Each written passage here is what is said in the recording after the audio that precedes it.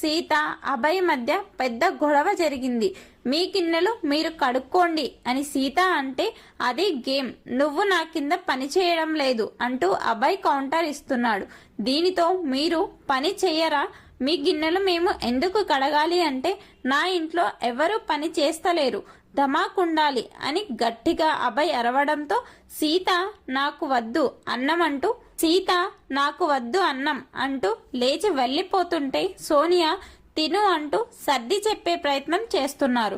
Game is game, game for all అన్నప్పుడు game point వినాలి అని అభయ్ బేబక్కతో అంటుంటే సీత ఏడుస్తూ వండుతూ ఉంటాను, కడుగుతూ ఉంటాను, ఇంకా నేను ఎప్పుడు గేమ్ ఆడాలి, నేను ఎప్పుడు ముందుకు వెళ్ళాలి అంటూ విష్ణుప్రియతో చెప్తూ మీరు గెలిచారు, ఎంజాయ్ చెయ్యండి, మమ్మల్ని ఎందుకు సావగొడుతున్నారు అంటూ కన్నీళ్లు పెట్టుకుంది. దీనిపై మీ అభిప్రాయాన్ని